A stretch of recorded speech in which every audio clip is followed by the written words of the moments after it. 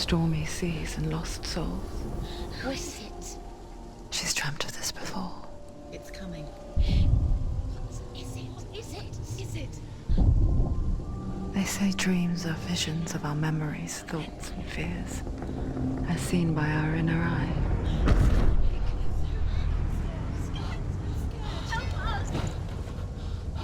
But what if each one of us is always dreaming, even when awake?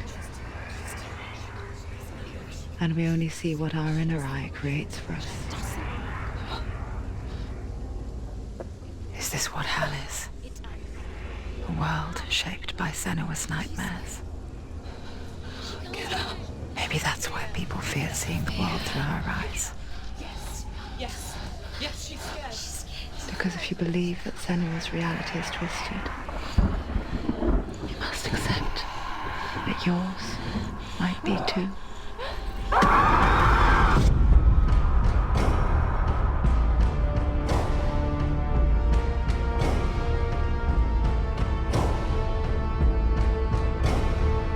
Hellblade: Senua's Sacrifice is a video game about Senua, a Celtic warrior on a vision quest into Viking territory. But what sets our hero Senua apart is that she suffers from severe psychotic mental illness. He knows she's getting closer. He can feel her coming closer. She's getting closer. They're watching. The original idea for Hellblade was to create a classic hero's journey, a journey of suffering, but one where the fantasy world is not another planet or alternate universe, but a world that is constructed in Senua's mind. But to do so would mean putting psychotic mental illness at the center of the experience, a subject that is still considered taboo, and a challenge that was both terrifying and exciting in equal measure.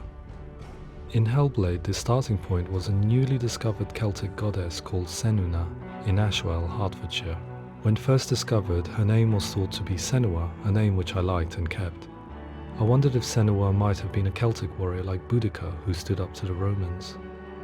While the Romans had conquered all of Europe, there was a group of Celts up in the furthest reaches of the Roman Empire that could not be conquered, the Picts.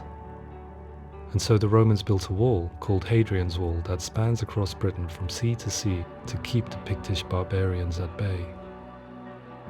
The Picts were known for their war paint, painted on with woad, and their matted hair clumped with lime. And so Senua would be a barbarian Pict in this image. What's your name? Senua. I haven't seen you before. I don't live home much. Oh, Zeno's daughter. I have to go. Wait.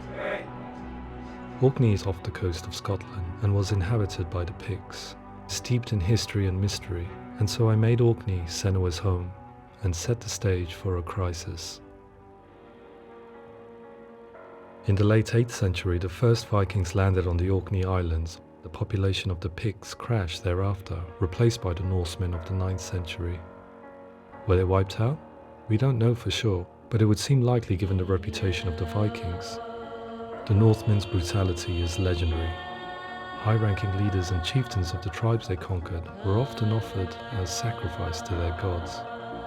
The most brutal of these sacrifices was known as the Blood Eagle. I imagine Senua as a young female warrior who returns home from exile to find her partner, Dillion, brutally sacrificed to a Norse god by these hellish warriors from a faraway land. I imagine the horror of this moment and how it would have dragged her deep into mental torment.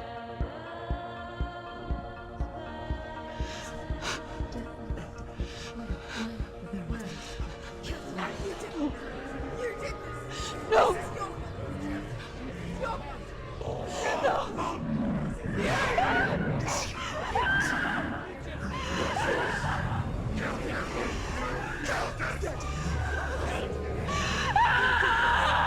I came to learn that the Celts had a sophisticated and nuanced perspective on the nature of mental disorder. One term they used was Gelt. A Gelt is a man or woman who has been driven mad by a curse, battle trauma, or grief. The Gelt would take to a life in the woods in search of penance, punishment, and purgation. And so Senua became a Gelt, cursed by darkness, looking for redemption in the wilds. Another word the Celts used in reference to mental disorders was druth, meaning fool, or Liar. one who utters the words of God. They tell of the mad sinner who flees battle into exile and takes on a beastly nature, growing feathers on his body. The character called Druth in Hellblade is based on a little-known person called Findan, an 8th century Irish Celt who was captured and enslaved by the Vikings, but eventually escaped to Orkney where he became a monk. I will tell you my stories of hell, if I may walk with you. Upon meeting Senua, it would be his stories that fuel her quest deep into their world of gods. The Northmen say the world will come to an end. The sun will grow black, the earth will sink into the sea, the stars will disappear, fire and water will meet, flames will play against the sky, the heavens and earth and all the world will be burned, all the gods will be dead, and the warriors of Valhalla and people everywhere. Senua, prepare yourself for Ragnarok, for it is nigh. So the stage was set for a new adventure, a journey into the Norse underworld called Hell, a vision quest fueled by madness and myth, a fantasy that was created by Senua's own mind, and one that we would experience through her eyes. This is your mission. This is your quest. There is nothing else left. To make a game about a warrior with psychotic mental illness as its central theme was fraught with danger. Mental illness such as psychosis is still taboo and rarely acknowledged in a century of cinema, never mind the new medium of games. Where it does feature, it often conflates psychosis and psychopathy associated with a lack of empathy. It is unfortunate that these two words sound so similar that they are used interchangeably in media. I must admit that I didn't have to look very far to discover my own ignorance of the subject. So we reached out to Paul Fletcher, psychiatrist and professor of health neuroscience at University of Cambridge. Psychosis is a descriptive term, and it refers to having a loss of contact with objective reality. So it's characterized by two main sets of symptoms. One of them is hallucinations, where somebody experiences perceptions when there is no actual objective thing out there to perceive. You're already dead. Who are you? And the other is delusions, where somebody comes to very often bizarre, unpleasant, frightening beliefs when there's no good evidence in favor of them. There's no doubt about it. The source of the darkness is in Helheim, and the goddess Hela holds his soul there. We reached out to Welcome, a biomedical research charity that spends billions on research and awareness programs aimed at improving health. Mental health hasn't always been presented in the media in a way that is particularly helpful. It can be challenging to engage people with the subject matter, and there are a lot of preconceived ideas about mental health, and particularly schizophrenia and psychosis. So we hope our support allows the team to continue to collaborate with Paul Fletcher and with those who have experience of psychosis to create a game that provides a fresh perspective on the condition and allows audiences to engage with it in a way that just wouldn't be possible in any other medium. What started out as a brief consultation convinced me that we were only scratching the surface of an immensely deep and interesting subject that could enrich and change the very nature of the game. That's cool. Thanks so much for coming in. Pleasure. Thanks. It's really interesting for me, and I'd love to be involved. I think it's fascinating. Absolutely. Our understanding of psychosis is still very much a mystery, and ways of treating it are still primitive compared to physical illness. After all, it is easy to see the pain and suffering caused by physical diseases or physical trauma. It is not so easy to see the mental suffering and trauma of severe mental illness. But what if we could find a way to see it? Games are capable of drawing you in for hours on end, playing the role of a character who is different from you, experiencing their perspective, and actively involving you in a world that functions with a different set of rules. That voice is not a kind voice. That voice calls you to your death. It's an evil voice. If we were to represent Senua's psychosis, we would have to simulate voice hearing, a common attribute.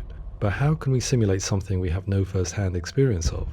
Professor Charles Fernyhough, a leading expert in voice hearing from Durham University, offered his help. Hearing voices is an experience that is usually associated with severe mental illness, and crucially we know that hearing voices is a part of ordinary life for many people who don't meet the criteria for mental illness. Yeah. Oh, that's not him in real life. We know voices vary according to where they appear in space. Voices can appear far away in the distance, they can appear right there in your ear, they can seem to be coming from inside your head. Based on the information Professor Fernie Ho provided, I put together a sound brief and invited some actors to the studio. We recorded the actors using a binaural microphone, which records the 3D spatial position of sound, replicating the way sound is heard by human ears. It gives you an incredible sense that the person you are listening to is right there beside you. Can't see how she's going.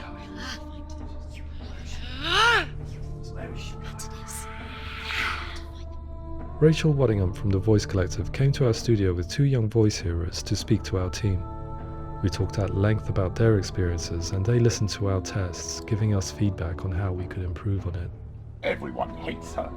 She's cursed. It's very hard to represent what this experience is like, partly because it's such a personal, intense, emotional experience.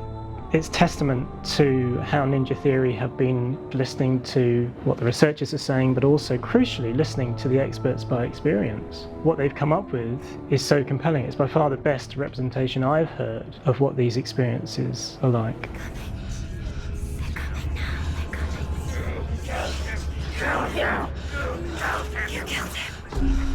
Other common attributes of psychosis are visions and flashbacks.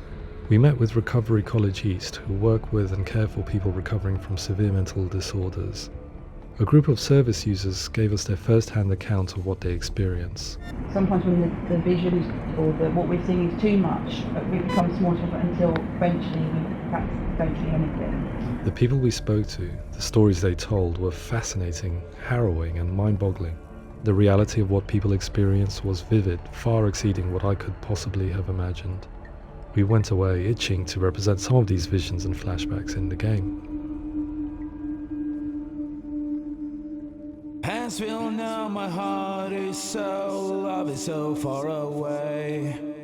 Don't you know how I wanna feel deeper? I could never know how you grow, all these days are killing me. Now I see deep in me insanity does unfold. I just wanna feel deeper, deeper. I just wanna feel deeper, deeper.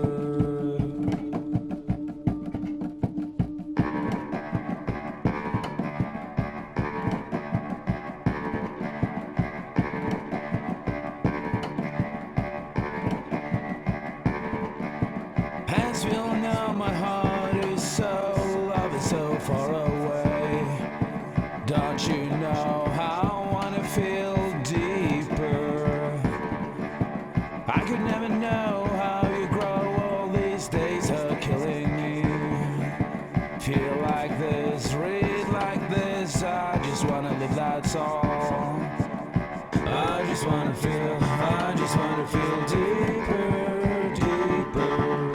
I just wanna feel deeper, deeper.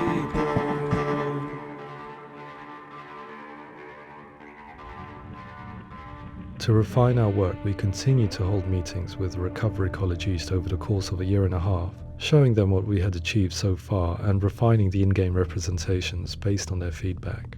With their help, flashbacks, visions and changes in perception were woven in the story and gameplay of Senua. The students that are involved in this project are incredibly excited about being involved. They have described the experience as being important because it values their lived experience and shows that despite what we have been through, all of that experience becomes valid, that actually it's something that we should all be talking about. The experiences described range from beautiful to frightening beyond comprehension. I heard of a girl who has to live with an angry voice screaming at her, slamming on her doors and walls 24 hours a day. I met someone who would often see hanging corpses in a room, so real that she would sometimes try to rescue them. The panic and fear that comes with such visions is entirely understandable, and it can be a living horror for some. Worthless, weak, pathetic. Go on, feel sorry for yourself, because there is no one left to do that for you. I was urged by one fellow that we should not shy away from showing this horror, and so I was perpetually torn in making Hellblade. Had we gone too far with our representations or not far enough? broken and lost. Just like your soul. Come on.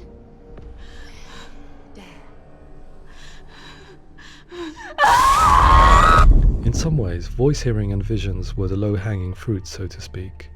There's another aspect of psychosis to explain, but one that I think video games are uniquely able to represent, which are often called delusions.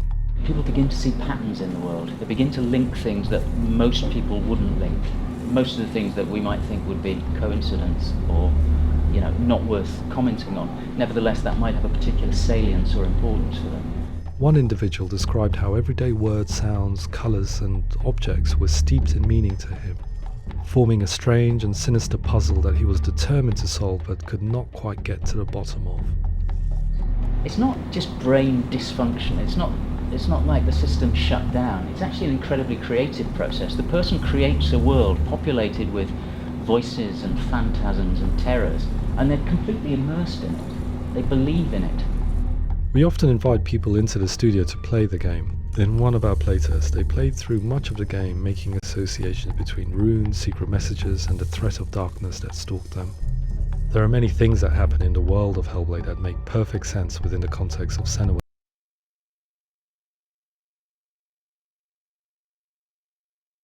path to Helheim, and strange associations that exist in the game to confuse you. To complete Senua's quest, you have to internalize and accept the logic and meaning behind these things to progress. Afterwards, they said that they didn't see much evidence of mental illness in the game. People with delusions of all sorts would argue the same thing, that they are not aware of their experience being abnormal in any way. I need this sword. It's important. Representing perception changes and thinking patterns within Hellblade gives us a set of symptoms common in psychosis. But people with lived experience were keen to emphasize another point, that it is wrong to define a person by their symptoms. Quite often, the illness comes not from the symptoms, but from the stigma, isolation and mistreatment that comes about from the rest of society.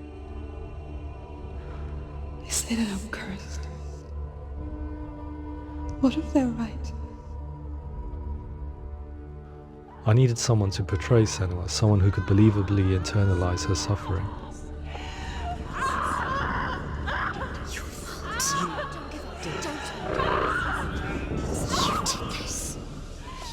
Melina Jurgens, our video editor, had been a stand-in for Senua over a few months while we perfected our motion capture techniques. Without realizing it, she had already auditioned for the role, and I knew her well enough to know that I didn't have to teach her to act, but to relive her own internal pain. As often is the case, those who have suffered mental anguish are never far from us.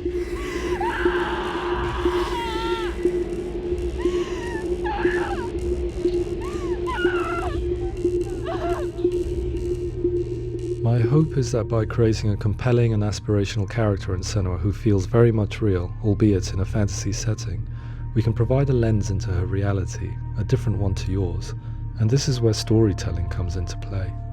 I imagined her life based on common threads in real people's lives. She was always prone to psychosis as a child. Her mother Galina also heard voices and had visions, so perhaps there was a genetic aspect.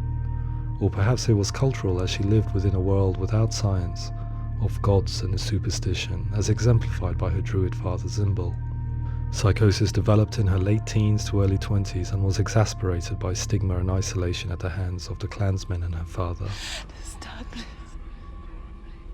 It's spreading. The trauma of seeing her lover Dillian sacrificed tips her over the edge, making her remodel her reality around a concept that connects everything: the darkness. So the question, is what Senua experiences real? Can only be answered by saying, yes, it is real. It is her reality. All of her suffering will have been for nothing. It's just a matter of time. Towards the end of the project, service users and professionals that had collaborated with us were invited to see the near-final game. It was a chance to see if the game had reflected their views or if it had misrepresented them. For me, being involved in especially developing Senua's character has been really important, and being able to bring in my perspective and what I see and what I hear and having that built into the game has been a real privilege. It's gritty and it's meaty, and there are some tough subjects in there that are being tackled with honesty.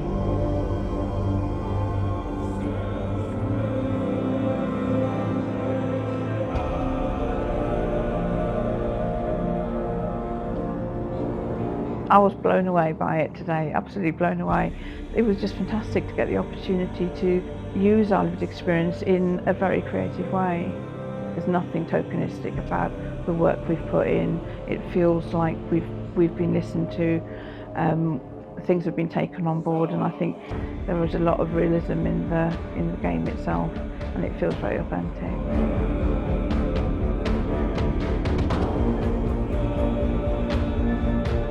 Hellblade will give people a good experience of what it's like to hear voices and have those experiences. I'm glad that the guys at Ninja Theory kind of asked us to come along and help them build an experience that's positive when it comes out, and get myself a copy and have a go.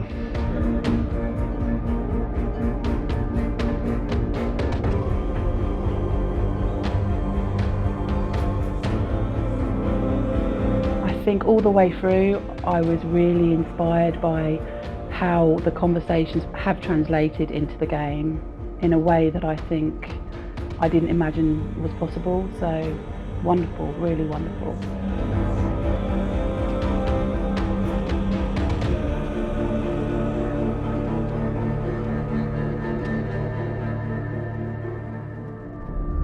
I really hope that others will follow the lead they've set and use the power of something like a video game to change people's perceptions, to increase understanding, and ultimately to make some of the stigma around voice hearing and other experiences go away.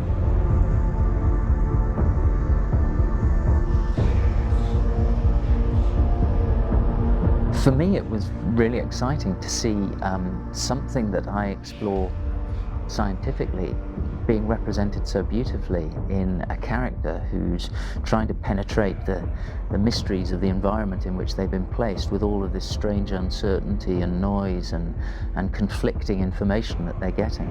I'm very excited by this way of trying to represent mental illness, because I think it actually might be offering us insights that we wouldn't get from pure scientific explorations, and actually giving us quite an empathic view of what it might be like.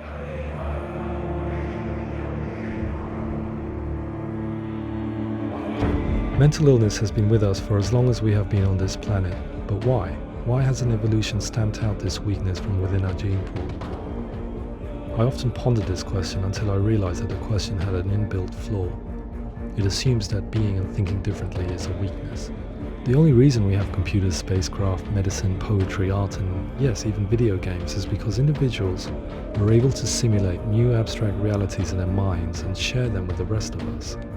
We need people to be willing to see differently in order for us to progress and survive as society. And we need to be open to these new ways of seeing. And it is this spirit that motivated me to create Senua's story and share it with you.